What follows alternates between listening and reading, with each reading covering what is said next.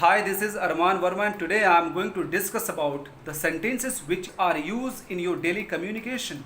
In this video I will teach you some of the structures of the sentences. मैं एक sentence आपको बताऊंगा और उस बेस पर आप बहुत सारे सेंटेंसेस बता सकते हैं और बना सकते हैं। तो चलिए लेते हैं यह पहला sentence.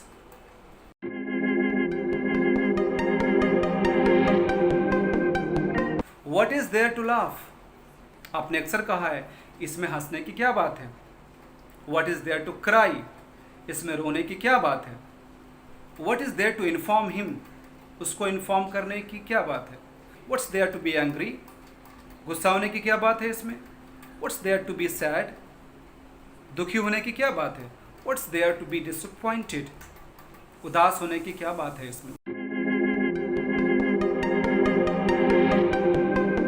It is useless to say. कहना बेकार है।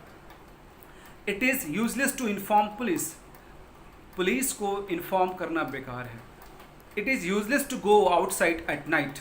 रात में बाहर जाना बेकार है। It's useless to waste time. समय को बर्बाद करना बेकार है। It's useless to drive fast. गाड़ी को तेज चलाना बेकार है। It's useless to convince him again and again. उससे बार बार समझाना बेकार है।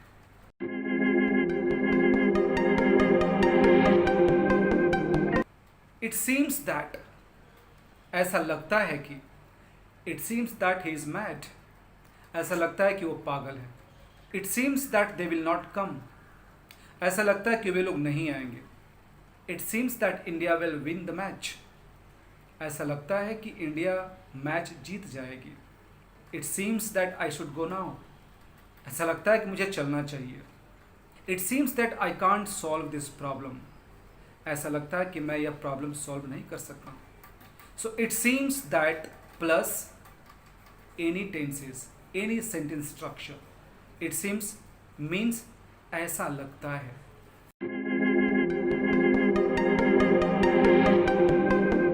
This is the way to, यही एक रास्ता है। This is the way to gateway of India, ये रास्ता गेटवे ऑफ इंडिया को जाता है। This is the way to garden, यही रास्ता गार्डन को जाता है। This is the way to police station, ये रास्ता पुलिस स्टेशन को जाता है। This is the way to bank, ये रास्ता बैंक को जाता है। This is the way to railway station, ये रास्ता रेलवे स्टेशन को जाता है। This is the way to my home, यह रास्ता मेरे घर को जाता है। So this is the way to, this is the way to, और हम किसी भी लोकेशन का नाम लिखेंगे तो इसका मतलब होता है यह रास्ता वहाँ जाता है या यही ये रास्ता है।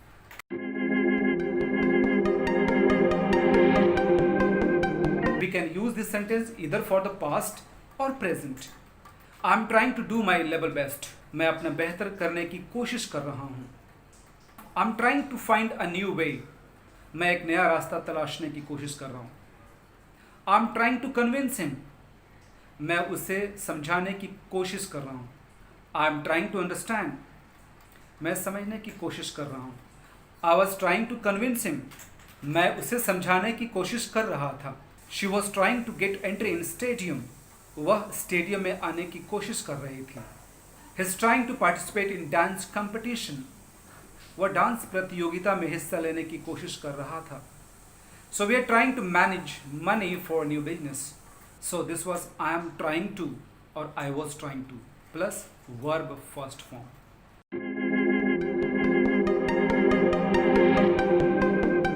So this is going to plus verb first form.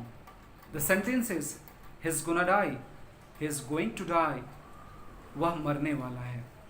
She's gonna arrange money for social activity. वह सोशल एक्टिविटी के लिए पैसे इकट्ठा करने वाली है। You're gonna solve this dispute. तुम इस झगड़े को सॉल्व करने वाले हो। He's gonna read a story book. वह इस किताब को पढ़ने वाला है। Means I'm gonna or I was gonna. It's gonna be a difficult time for me.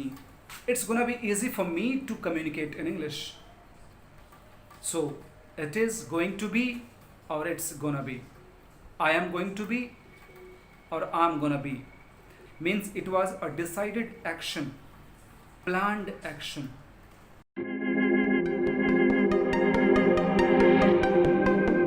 So now let's take this sentence, I use to drive slowly. मैं बहुत धीरे धीरे ड्राइव किया करता था, और मैं बहुत स्लो ड्राइव करता था। Means that action that you did frequently in the past, but now that habit is no more with you. They use to participate in debate competition. वे डिबेट कंपटीशन में हिस्सा लिया करते थे। He use to smoke. वह cigarette पिया करता था। He use to change his mobile every month. वह हमेशा अपना मोबाइल को बदल दिया करता था। Same thing happens in negative. मैं पहले आइसक्रीम नहीं खाता था। I didn't use to eat ice cream. They didn't use to help me. वे लोग मेरी मदद नहीं किया करते थे। Means I use to do, but negative I didn't use to do.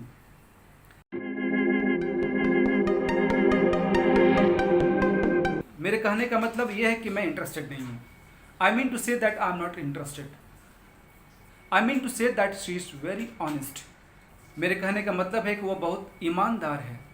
I mean to say that I will talk to him. मेरे कहने का मतलब है कि मैं उससे बात करूँगा। I mean to say that. Negative में बोलते हैं आई डोंट मीन टू से। मेरा मतलब ये नहीं है। I don't mean to say that I won't come tomorrow. मेरे कहने का मतलब ये नहीं है कि मैं कल नहीं आऊँगा। I don't mean to say that I will not pay you money. मेरे कहने का मतलब ये नहीं है कि मैं आपके पैसे पे नहीं करूँगा। I mean to say that और I don't mean to say that means मेरे कहने का मतलब है या मेरे कहने का मतलब नहीं है।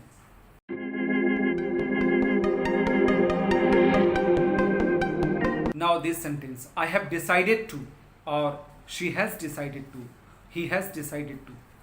मतलब मैंने निश्चय कर लिया है। I have decided to attend this meeting. मैंने इस मीटिंग को अटेंड करने का निश्चय कर लिया है। She has decided to admit her mistake. उसने अपने गलतियों को स्वीकार करने का निश्चय कर लिया है। She has decided to act as a witness in the court. उसने निश्चय कर लिया है कि वह कोर्ट में गवाह देगी। He has decided to take a risk. उसने रिस्क लेने का निश्चय कर लिया है।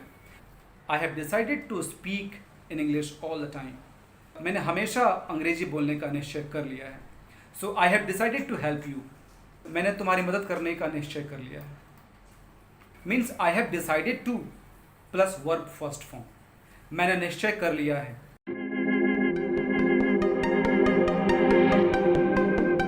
The movie is about to start. Film शुरू होने ही वाली है।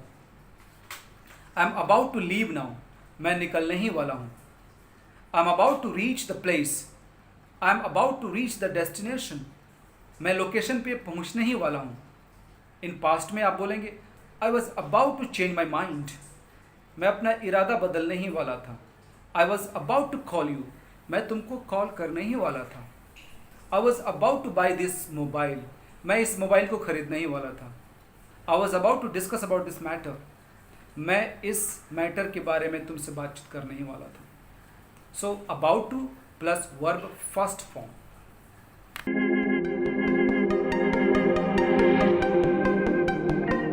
I have no time. I have no time to talk with you. मेरे पास समय नहीं है कि मैं तुमसे बात करूं। या I don't have time to talk with you. मेरे पास समय नहीं है कि मैं तुमसे बात करूं।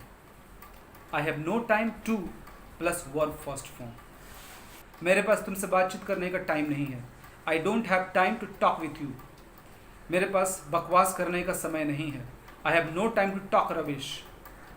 आई don't have time to explain. मेरे पास एक्सप्लेन करने का समय नहीं है।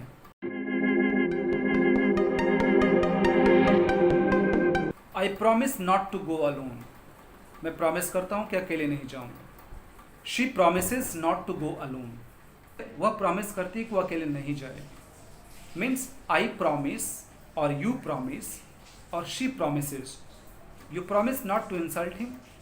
दे promise not to check the report without my permission. He promises not to cross the limit. वह लिमिट को क्रॉस नहीं करेगा, ऐसा वो वादा करता है।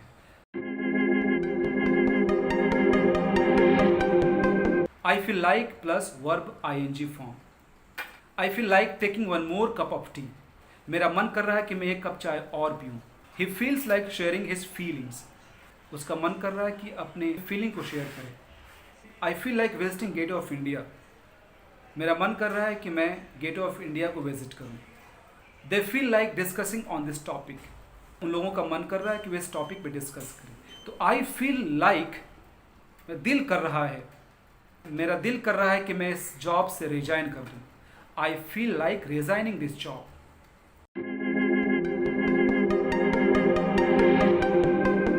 So this is the sentence, it's a long time no see. बहुत दिन हो गए मुलाकात को। It's long time no see. Hi Kabir, how are you? It's long time no see. बहुत दिन हो गए, दिखाई नहीं दिए। यह एक इनफॉर्मल फ्रेज है, सेंटेंस है, जिसे हम अक्सर इस्तेमाल करते हैं जब कोई बहुत दिनों के बाद मिलता है। Long time no see. Hi uncle, what's up? Long time no see. अरे अंकल, क्या चल रहा है? इतने दिन हो गए, कोई मुलाकात नहीं, कोई खोज खबर नहीं। Hi Suchita, where have you been? Long time no see. Suchita, कहाँ थी तुम इतने दिन तक? इतने दिन, long time no C.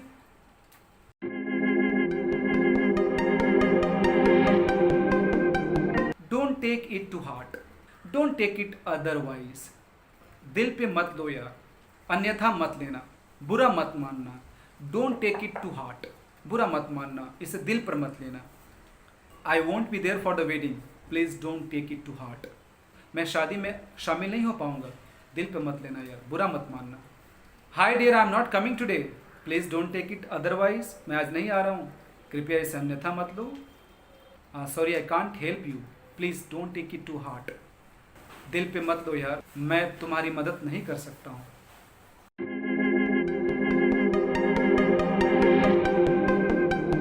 I didn't catch the last word. Sometimes we talk on phone and we can't hear due to the problem of the network. कभी कभी हम नेटवर्क प्रॉब्लम के चलते कोई चीज़, कोई वर्ड हम नहीं सुन पाते हैं, तो हम बोलते हैं I didn't catch the last word. Can you repeat please? I didn't catch the last word. Can you speak it once again? Oh dear, I can't hear you. I didn't catch the last word. Please repeat it once again.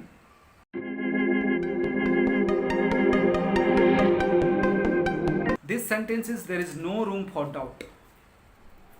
मतलब इसमें शंका की कोई गुंजाइश नहीं है, संदेह की कोई बात नहीं है, शक की कोई बात नहीं है। Are you sure? कोई पूछता है आर यू श्योर? या there is no room for doubt. मुझे यकीन है, शक करने की कोई बात नहीं है, कोई वजह नहीं है। I know that you can do the best, there is no room for doubt. मुझे पता है कि तुम बेहतर करोगे, शक करने की कोई गुंजाइश ही नहीं है, कोई बात ही नहीं है। So there is no room for doubt. So thank you very much dear friends that you have appreciated the videos that you have seen.